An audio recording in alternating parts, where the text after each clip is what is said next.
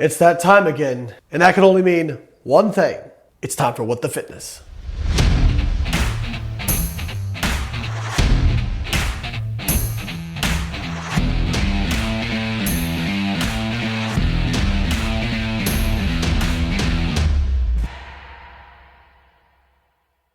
Guys, this week, guess what we're talking about? Oh, another person who doesn't think energy balance matters. Great, these are my favorites. So this got shared with me from somebody on Twitter. I don't think it's their real name, but I'll try. Mats Stuberud. Shout out to his Twitter handle at Stuberud87. So thank you, Mats, for sharing this. He said, thoughts on this arguing calories in, calories out is bad for fat loss. It's from Ben Greenfield. Those who don't remember, Ben Greenfield made our top 5 list of worst offenders of science in the fitness industry. And he's back to provide us with more content. Thank you, Ben. So it's a link to an article that's on his website, and I'm guessing it's like top diet myths or whatever it is. Myth number 3, eating fewer calories is the best way to lose fat. And he pulls out an excerpt from a guy named Jonathan Baylor, who wrote a book called The Calorie Myth: How to Eat More, Exercise Less, Lose Weight, and Live Better. And this excerpt says, eating less does not create the need to burn body fat. Instead, it creates the need for the body to slow down. Contrary to popular opinion, the body hangs on to body fat. Instead, it burns muscle tissue, and that worsens the underlying causes of obesity. All right, stop right there. Actually, an energy deficit does signal to burn body fat. By the way, I'll have you know that there's no citations anywhere in this book. All right, especially in this part. So that which can be asserted without evidence can be dismissed without evidence. That being said, we have, thousands of studies showing that if you eat in a calorie deficit, you lose weight. Now, depending on the type of calorie deficit you employ and the type of macronutrient breakdown you use, and whether or not you choose to exercise, can impact how much of your weight loss comes from lean tissue versus fat tissue. If you employ a calorie deficit and don't really do any kind of exercise and you're on kind of like a low to normal protein diet, you'll lose about 60% from fat, about 40% from lean tissue. If you use a high protein diet, that converts more towards an 80-20 split. And if you do a high protein diet coupled with resistance training, you tend to lose mostly fat mass. I'm just giving you very general information. This also depends on your starting body fat level. If you're already very lean and you attempt to get leaner or shredded, your risk of losing lean body mass goes up because the proportionate fuel sources from your body are now changing. You have so little body fat mass and you have quite a bit of lean tissue, the body will start using more lean tissue. But that isn't unique to any one diet. That is going to be the case for any kind of deficit for somebody who's trying to get really shredded. He also starts talking about the body slowing down. So this speaks to metabolic adaptation, which I've talked about ad nauseum. Yes, as you diet, as you calorie restrict and you lose weight, your resting metabolic rate will slow. Part of that is, one, because you lose some actual weight mass, so it costs you less energy to carry around your new lower body weight. And also, you have a metabolic adaptation component of your NEAT dropping, your non-exercise activity thermogenesis, as well as your endogenous BMR. However, it never drops more than the calorie deficit you employ. It's not like you take 500 calories out of your diet and you start gaining weight unless you just became very sedentary all of a sudden. What does the metabolism want more of when it thinks you're starving? Stored energy. What is a great source of stored energy? Body fat. So when your metabolism thinks you're starving, does it want to get rid of or hold on to body fat?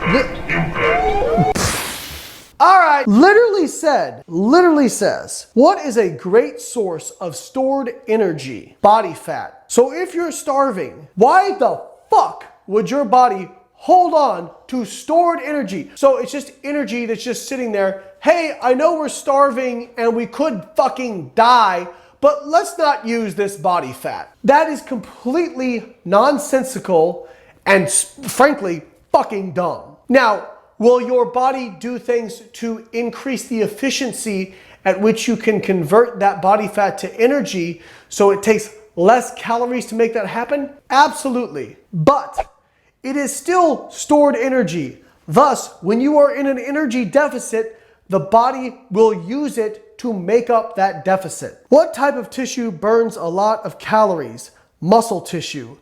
Not fucking true, actually. Not true. In fact, muscle tissue is an extremely terrible source of calories for multiple reasons. One, because it's about 70% water to start with. Secondly, it is used for locomotion, whereas adipose tissue has no structural or locomotion component to it. And then, out of the tissue that is there that you can get for calories, it is mostly protein, which has to go through quite a bit of conversion to actually be turned into stored energy. It is far easier for your body to burn body fat. All you have to do is release it into the bloodstream, picked up by tissues, burn through beta oxidation, no problem. For muscle to get turned into energy, you have to go through protein degradation.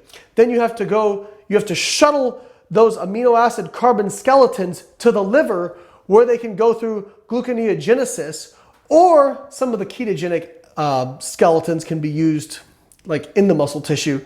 But for the most part, it is a very convoluted, inefficient way to acquire energy. It is much easier to get that from body fat. So literally, this guy's own argument contradicts itself. I can't believe people buy into this shit. So when your metabolism thinks it's starving, it gets rid of calorie-hungry muscle tissue. Burning all this muscle means that starving yourself leads to more body fat, not less, over the long term. Yes, I've seen so many people who have been starved who get fat. Oh wait, why don't you go check out the Minnesota starvation experiment, Ben, where they fed men 800 calories for 6 months. Funny enough, they all got really fucking lean and no one got fat. Imagine that. So let's see here. As soon as you stop starving yourself, you have all the calories you used to have, but need less of them thanks to all that missing muscle and slowed down metabolism. What? As soon as you stop starving yourself, you have all the calories you used to have. What the fuck does that even mean? Who wrote this? Did a 5-year-old write this? I'm not sure, because that doesn't make any sense. After our metabolism is starved, its #1 priority is restoring all the body fat it lost and protecting us from starving in the future. This is the first pseudo-intelligent thing that's been said this entire article. Yes, if you've been in a severe calorie deficit, your body is more primed to restore body fat levels. But that only happens because body fat levels have been depleted in the first place. Depletion of body fat levels, shrinking of your adipose tissue cells, lowers your leptin, and also causes your body to essentially want to refill those adipose stores to get you back to kind of your body fat set point. But that only happens if you depleted them in the first place. How can that happen when Ben and John Baylor here say, well, if you eat less calories, you're actually not going to lose body fat? So he says, researchers call this super fat accumulation.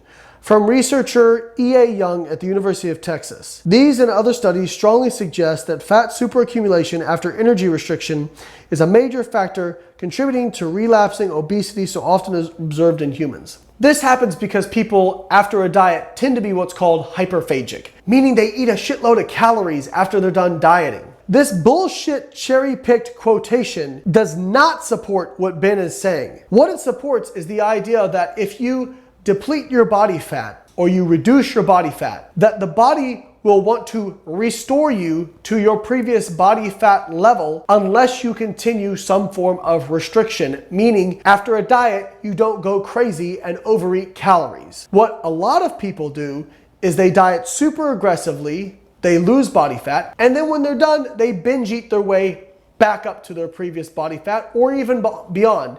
And they find that they put it on much faster than they took it off. Yes, that's because creating a deficit is far harder than creating a surplus when you're eating a bunch of calories every day because you feel hungry. That is not something that's unique to calories in, calories out.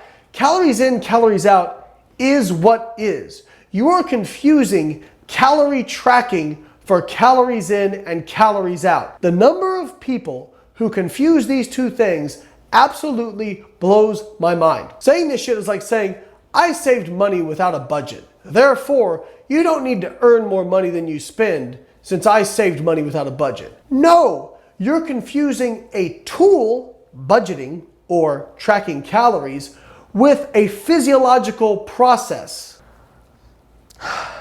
So finally, the most disturbing aspect of fat superaccumulation is all we have to do is go back to eating a normal amount. So if eating less isn't the solution to that spare tire around your middle, what can you do to permanently rid yourself of extra weight? This is what John Baylor says. So first off, no, that's not true, John. The research shows that people who gain body fat back and have fat superaccumulation, this is in a review from DeLu et al., they're hyperphagic, meaning they're eating way more calories than they were eating previously. These sorts of articles are promoted by people who want to sell you the idea that the fat you've put on or the fact that you have trouble taking fat off isn't your fault. It's just because of these pesky bad foods and carbohydrates, or pick whatever other nutrient they want to demonize. People don't like the idea of calories in, calories out in terms of energy balance because there is inherent responsibility there. What people hear is you're eating too much. And what they actually hear is you're a fat slob. That's not what calories in, calories out says. And in fact, I acknowledge that people with obesity have it harder because research shows that people who are obese get a far bigger reward from eating food than someone who's lean. You can't compare the two. But they still become obese because they ate more calories than they were expending. Those carbon skeletons that you're eating don't magically flitter off into the galaxy. That's not how this shit works. Something happens to them. This may seem counterintuitive, but as Joel Green and I discuss in my epic 2-part podcast series, this fat accumulation combined with leptin insensitivity and extracellular matrix damage around fat cells induced by yo-yo dieting results in significant resistance to weight loss. So this is just another example of Ben taking science and fucking turning it all the way upside down to try. Here's what I found. Fuck you, Siri. This is just an example of Ben doing mental gymnastics to take research and try to cram it into what he believes. So what he's talking about is that when you diet, your body actually becomes more leptin sensitive. Now he says leptin insensitivity and just leaves it there. And the way he's framed this article would make you believe that restricting calories makes you more leptin insensitive. That's not true. It makes you more leptin sensitive. When you lose body fat, you become more sensitive to leptin. When you overeat, when you eat too many calories, you become less sensitive to leptin. As far as the damage to the extracellular matrix, that's not true. There's no damage. There's evidence that dieting produces a strain on the extracellular matrix of adipose tissue, and that part of the drive to regain fat in a post-diet setting is to relieve the stress on this extracellular matrix. But guess how that stress on the extracellular matrix starts in the first place? It's because they lose body fat, you fucking moron. Your whole thing is you can't lose body fat by restricting calories and you go into starvation mode. Well, then how would you have stress on the extracellular matrix if you didn't lose body fat? So this is an example of him hacking together a bunch of research that doesn't support what he's saying just to try to make him sound credible. Ben Greenfield, you are still one of the worst offenders of science in the fitness industry, and may Einstein have mercy on your soul. All right.